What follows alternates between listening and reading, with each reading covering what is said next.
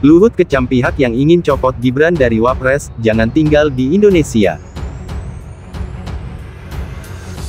Mengusulkan pergantian wakil presiden kepada MPR.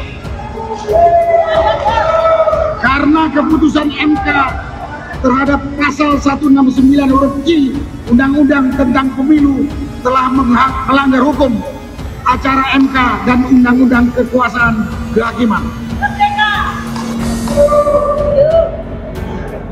Pernyataan ini ditandatangani oleh 103 jenderal, 73 laksamana, 65 marskal, dan 91 kolonel TNI. Harus taat. Kalau kau nggak taat konstitusi, jangan tinggal di Indonesia. Ya, saya bilang itu, siapapun dia, jangan sampai bisa dipecah belah dengan keadaan dunia seperti sekarang. Ingat, itu tadi Presiden sudah memberikan penjelasan yang sangat jelas. Jangan kamu juga ikut menjadi bagian memecah belah. Dengar itu. Jangan tinggal lagi di Indonesia. Dia menggunakan kalimat yang sangat kasar, kau jangan tinggal di Indonesia. Kalimat ini kan sangat tidak pantas disebutkan oleh seorang Luhut, misalnya kepada para senior TNI, khususnya Pak Tri Sutrisno. Ini membuat saya betul-betul nggak habis pikir, apa yang terjadi dengan Pak Luhut Panjaitan ini? Apakah karena dia membela membabi buta terhadap Jokowi dan sekarang kepada anaknya, sehingga kemudian dia sampai berani melanggar tabu besar, ya, menuding seorang patriot ini, karena para purnawirawan ini adalah para patriot, tidak taat konstitusi, dan kemudian memintanya agar mereka jangan tinggal di Indonesia. Ini benar-benar diksi yang saya tahu bahwa ini sering sekali digunakan oleh Pak Luhut, ya, termasuk juga kampungan tadi. Tapi betul-betul ketika ini dia terapkan kepada tokoh-tokoh senior seperti Pak Tri dan kawan-kawan, itu saya kira benar-benar ini sudah tidak bisa ditoleransi lagi. Presiden, ya, bukan mengasuhkan, ya, tapi tetap menghargai, ya.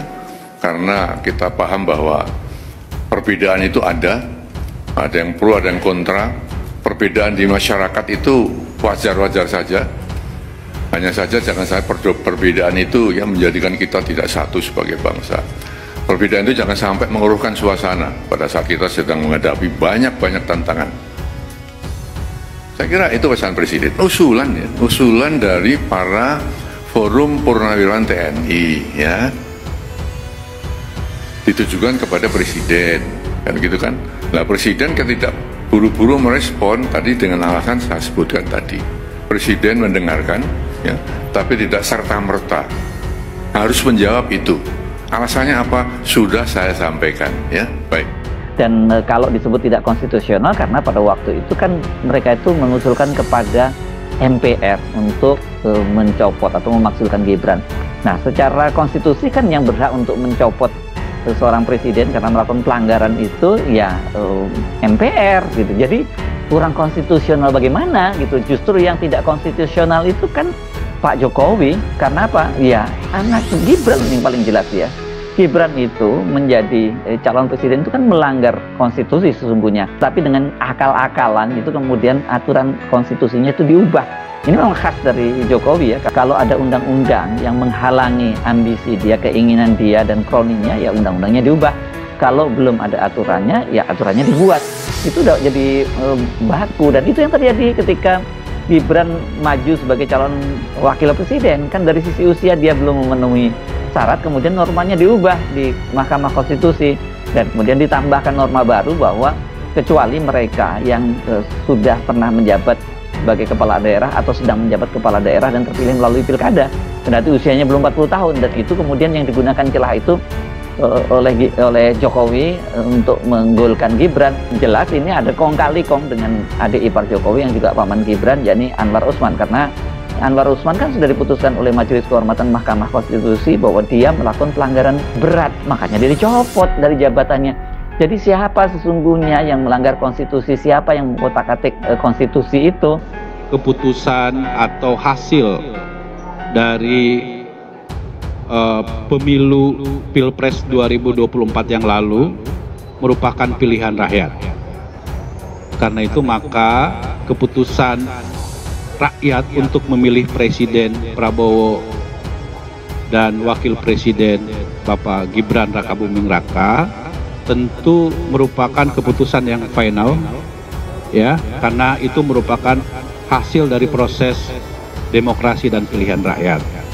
Bapak Presiden ini kan beliau sangat terbuka dengan siapapun, ya, termasuk dengan para purnawirawan yang merupakan sahabat-sahabat beliau.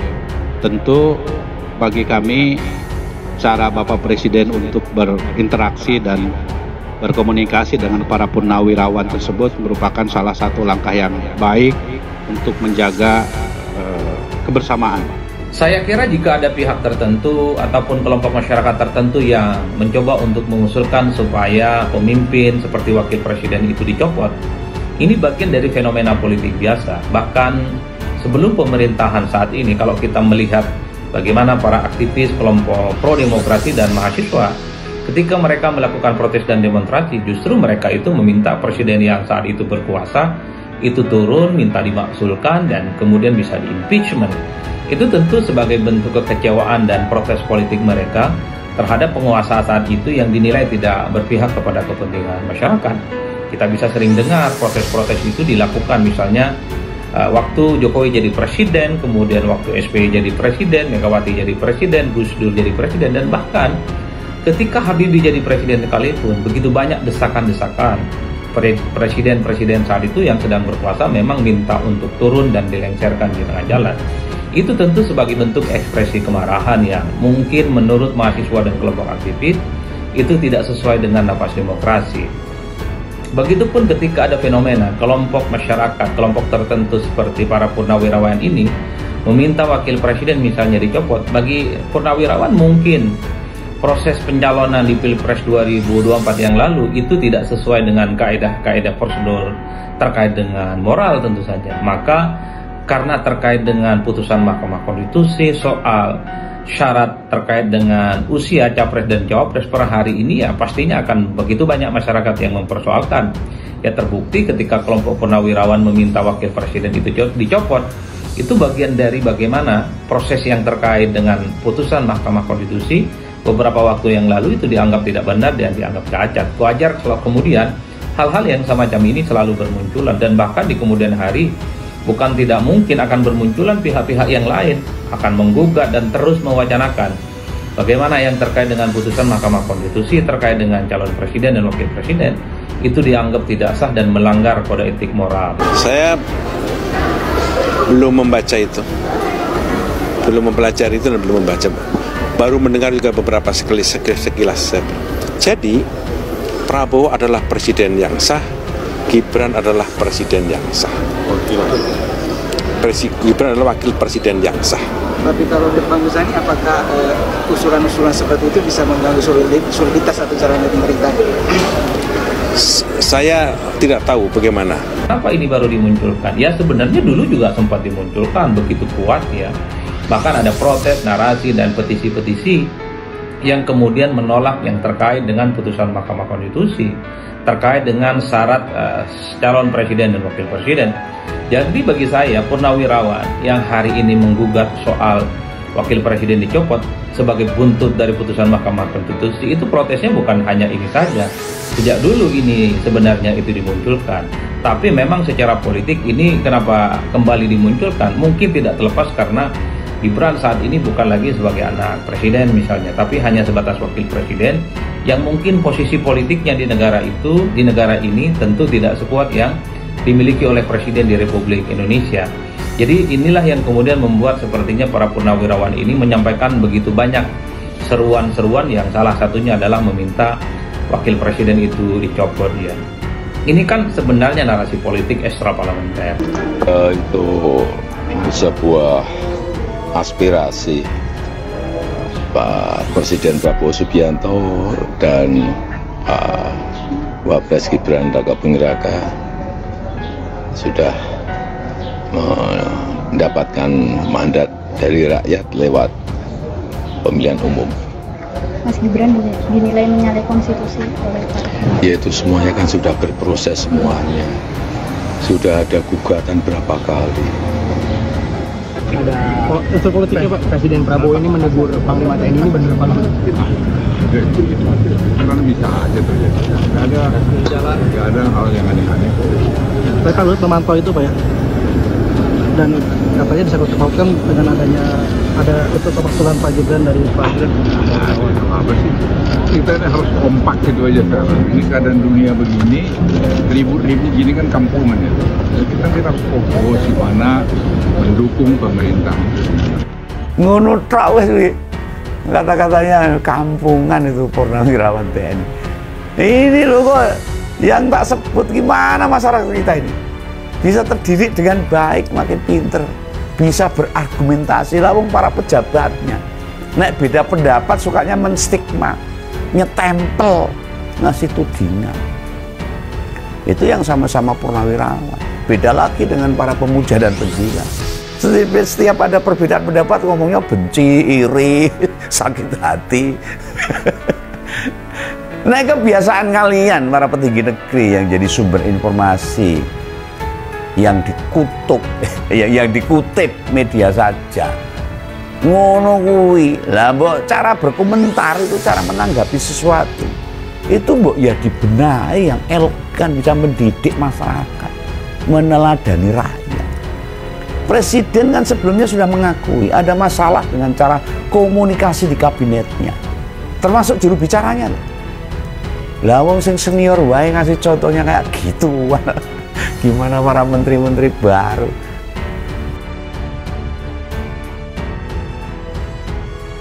Ketua Dewan Ekonomi Nasional dan Luhut Binsar Panjaitan kembali menanggapi usulan agar Wakil Presiden, Wapres Gibran Rakabuming dicopot. Kali ini, Luhut meminta kepada pihak-pihak yang mengusulkan pencopotan Wapres untuk tidak tinggal di Indonesia.